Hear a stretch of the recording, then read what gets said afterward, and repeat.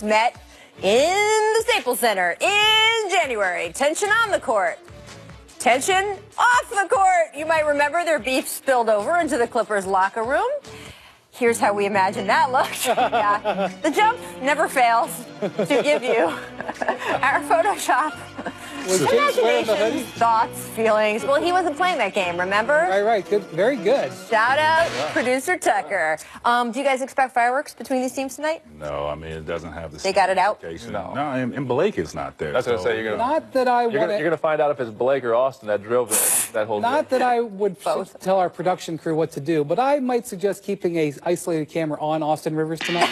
Because if it goes down, it's going to be with Austin. It will be with Going Austin. down for Absolutely. real. Okay, this just in at the buzzer. Kyle Kuzma, Lonzo Ball breaking out into a mini dunk contest today at practice. I want to know if Tracy McGrady and Mike Miller. Yeah, it looks a lot like We had did this at shootouts. all. We had shootouts. We had shootouts. Okay, so No who dunk. won? I mean, it's lopsided. It'd be like if we had a dunk contest. Yeah. Right, okay. We'll see you guys later. He Sports know better. Nation. Today, we witnessed LeBron make history. Again? History. Again? With his story. And Harden says, this is the year for Houston. Yeah. Did Golden State hear that? Wow, such enthusiasm. You don't believe him, huh? And should Aaron Rodgers take less money? No. Pay him. No. Pay him. Never. Get your cheddar. Get your Cheddar, cheese. right in Wisconsin. Plus, should you ever be this lit over 12 medium pieces? Absolutely. Sports Nation. Sports Nation is presented by Toyota. And welcome to Sports Nation. Marcellus Wiley Sr., joined by LZ Lee Granderson. What's up, bro? Mike Golick Jr., and the sensational, the great, best-selling author, Brian Wynn. Where's your book? We have a Gotta senior put it and a up on- junior. Yeah, there you go. Congratulations. And best-selling author. How's the book? Still out there killing it? Absolutely. And will I have another book for next year about LeBron? Ooh. Decision Part 3. Well, we have lots of stuff to talk about, so let's get it started with Going Places, presented by Toyota. And speaking of LeBron, he went off against the Nets last night, putting up an insane 31 points, 12 boards, and 11 assists. LeBron also became the first player in NBA history with 30,000 points, 8,000 rebounds, and 8,000 assists. And after the game, he talked about the accomplishment that nobody else has ever done. A long list of so many great players that's come through this league, in the history of this league, for me to be the only in a category. I think it's pretty cool. It's pretty cool. I mean, it's I take pride in my game. I've always take pride in being a triple threat since I started playing basketball. And I've never wanted to be labeled as a scorer. I've always wanted to be labeled as just a all-around basketball player. Now check out what he did during Black History Month. Oh my God, average triple-double in a calendar month. Brian Windhorst, where does LeBron James rank on your all-time list? Why you gotta do that? You saw the rundown. You knew that was going to be a question. We didn't sneak up on I can't. Jordan, it's really sort of untouchable, but after Jordan, I'll listen to any arguments. When you say untouchable, you mean forever or in this moment? I agree. It's in this moment. He's still painting the picture. Yes. I will say this, though. It's one of the best months of his career. And we're talking 15 years, 30,000, 8 and 8 in there. That's a long career, a lot of months, he's won like 35 Player of the Month awards. It's going to be number 36. Yeah. So. That's That is insane. Yeah, look at that. That is not a video issue. That is the only name on that list. No graphic mistake right there. Ty Lue last night. So how many points did I have? And then the reporters actually looked it up. And let's just say, even though Ty played like 11 years, let's just say it wasn't quite as impressive. I bet.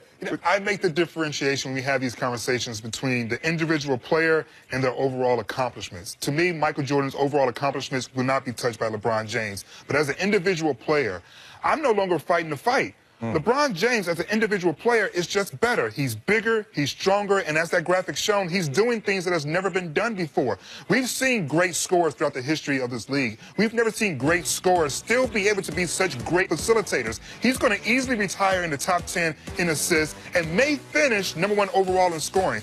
absolutely bonkers. It's insane that we're having to invent different ways to talk about him at this point. And to Brian's point, this argument seems kind of tired because he is so singular. He is so different. In the world of male modeling, being a slashy might be a detriment, but right here, when you're this good at every part of what you do, it makes you completely untouchable in this all-time pantheon of guys we talk about. To me, right now, in my ranking, see, I'm not scared of y'all. It's Michael Jordan right now in this moment. And then there's Kareem and LeBron. I'm now putting LeBron ahead of Kareem because I know with the momentum he has right now, he'll surpass Kareem Abdul-Jabbar. Now, being number 2 all time, can he ever catch the GOAT, Michael Jordan? Absolutely. The guy is doing more. You just talked about the counting numbers, rebounds, better rebounder, better assists, more versatile, better defender in terms of all positions, not just in one position.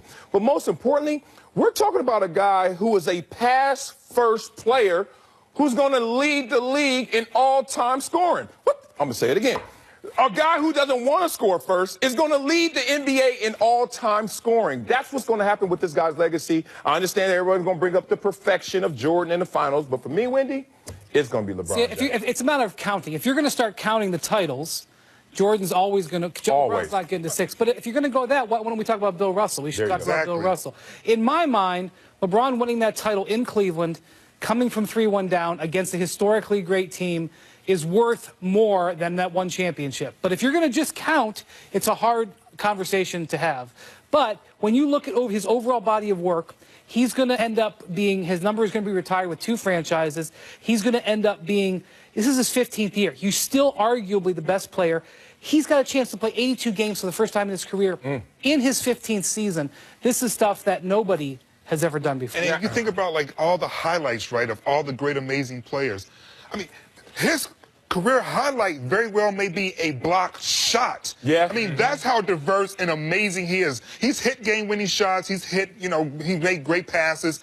But his defining moment as a player may be a block. That lets you know just how versatile he is. How do you reconcile his his lowest moment, the Dallas Mavericks series? I always hear that in the Jordan argument. You go to a barbershop right now, the Dallas Mavericks series. It's How do really you do easy. it? He choked. Okay, so then, well, that will always keep you behind the GOAT if you say choke. It happens, but you know what? All the great ones choke. All the great ones choke at some point. Not in such a moment. Not in such a moment, but this is also a guy, the level of expectation was a lot higher coming in on this. And I'll always say the target on his back from the time he was a teenager makes him different than almost anyone we've ever seen. Yeah, speaking of difference, you're talking about what's going on in Houston right now, and the Fear the Beard saga continues. Houston's currently atop the Western Conference and on a 13-game win streak. In an exclusive interview with ESPN's James Harden said he believes this is the year for the Rockets. Listen to the Beard speak. It's probably the best team I've ever been a part of, and from top to bottom, and the chemistry that we have, including with the coaching staff, we're having a lot of fun.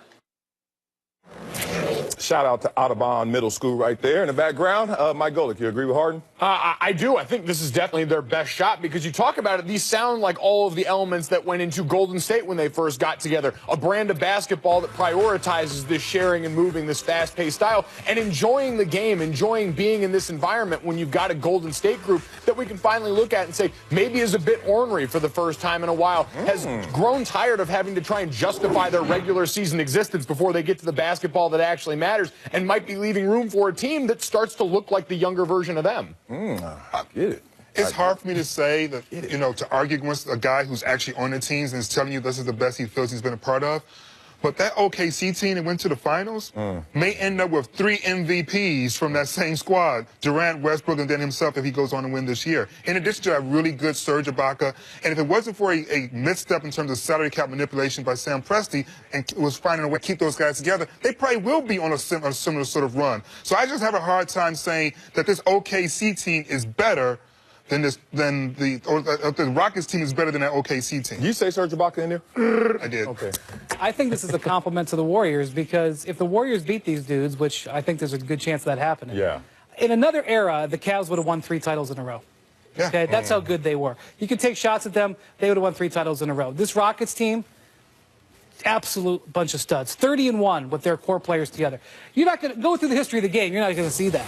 And I still think the Warriors, when they're at the top of their ability, are better than this team. Yeah, it's amazing to me, like being in a locker room, you're sitting there. When you're on a good team, when you're on a real contended team, you think this is our year. You know what the other locker room is thinking? This is their year. And that's the thing. Coaches always talk about those opposing forces. Don't get caught up in thinking that it's just what you wish, just what you desire. Because Golden State is sitting there saying this is our year as well. We're not looking in the past to say we're trying to defend a championship. We're trying to go out there this year and win this championship. So as much as I love hearing rooting interests like that, it's self-serve. And when it's self-serving like that, we forget the other team that is more capable than them is also thinking the same exact thing. I mean, it's so rare for a team to have its leader saying this is our time, and then they go out and actually finish the thing, right? Usually the people that are saying this is our time are the ones trying to convince themselves that this is the time. But I'm feeling him right now because, look, he's on an off day at his old middle school. He's feeling really good. They're awesome right now. They're on a 13-game win streak. They just had a huge win in Utah the other night. I mean, it's not just because of the Jazz, but the circumstances of that game, like that, Mike D'Antoni said it was the best win they've had all year. So right now, in this moment, without the stress of the playoffs in February, James Harden's thinking about where in his house he's going to put his MVP trophy. He has to be thinking, he has to be feeling great right now. He's in L.A. It's a little chilly in L.A. right now, but he has to be like, I'm loving life right now. So let's see how he feels about May 15th. Then we'll have an idea. We'll know if it's his year or not. It's all smiles right now, but he's in L.A. for a reason. To take these L's, because the most important story of the day is that the Rockets are taking on my Clippers. And right now, in this moment, the Clippers are in the playoffs. Last night, my boys beat the Nuggets, moved into the 8th seed, trailed by 19 points. So what? And then we rallied behind our strong bench performance, and the Clippers have now won 2 straight and 7 of the last 10 games. And do y'all really want to hear? Do y'all really want to hear? What's going on? Well, first of all, Clip City, Chip City, all day, any day, every damn day. But do y'all really want to know? All right, here's some trivia. Best team since Christmas in the NBA is? Houston Rockets. Okay, second best team in the NBA is? Clippers? No, third. But the point is, look, it goes Houston, Golden State, and don't you sleep on the Clippers. Clippers not only strong bench performance, Boban giving us 18 points. Jerry West has said, all you stars, get out the way. We're going to build a cohesive unit that can actually go out there and challenge and contend come playoff time. Without a star, Tobias Harris is a beast, though. Respect him. And we know Lou Williams is buckets. This team is the dark horse to come out the West. And based on their performances since Christmas, anybody still with me? It's awfully dark. We're doing this. We're the darkest horse you ever seen. Yeah, wow. Once you said that, I just You know what I said about James Harden feeling himself? You're feeling yourself. Right Wendy, now, it's amazing how little it took, too. Like, this is just a nibble. This is all you need. A nibble? Have you been around since Christmas? Having said that, that was a great win last night. Huge win. Great win. And Boban, that game was kind of done. Yeah, like, it was a 20-point game in Denver. Jokic is doing his thing. Really, Doc sends Boban. Boban played 1 minute with the Clippers before that. Boban goes up against his countrymen, Serbian on Serbian, starts dunking on his head. DeAndre Jordan, at one point, almost knocked Sam Cassell to the floor, jumping up, celebrating. This was a look at that. Now, Marcellus, I have to say, this actually could be the high moment for the Clips this season. Oh, don't do that. Having said that, it is a very high moment. It was a great performance, and Boban, I must destroy you. They are doing really, really well. They are balling for real. They are balling for real. Thank you. But my question is, do you want them to ball for real? Because it's my understanding they still have their first-round draft pick. Obviously, you'd much rather not be in the playoffs than be in the playoffs. Hey, Mark Cuban, shut up. We don't want to do all that. It's $600,000 for just saying that. Just for saying that. I don't want to tank. Obviously, we don't need stars. I didn't say tank. I didn't say tank. I just said, as a fan, do you want to have a higher draft pick, or do you want to get swept in the first round of the playoffs? I think there is talent at the bottom of the draft. The Lakers have proven that. The bottom of the first round, second round players out there, all stars. Not worried about our draft position. Listen, keep winning. Steve Ballmer wants to have fun. He's having a blast. He is. Right now. And their big move is 2019 free agency. They're going after those dudes in 2019. They want to have a lot of fun, enjoy themselves, develop their players, get better day over day. They're doing exactly what Steve Ballmer wanted when they played. And in 2024, when we move out of Staples Center, and that's going to look antiquated and all old, 2024, we move to Inglewood, where the Lakers used to reign, but now we're going to reign supreme in our new stadium, the most technology ever in the arena. It's going down. And in 2050, when we're all having a spaceship and we're flying all around, Get over here, We man. already got moon Wi-Fi, so this isn't that far out of the realm of possibility at this point. They need to put your statue outside of that new stadium when it's all said and done for sticking by it through all this. Y'all trying to poo-poo on my parade. All right, well, more bad news. It's time for 3 cheers and 1 cheer for, wait a minute, Boban? How the hell?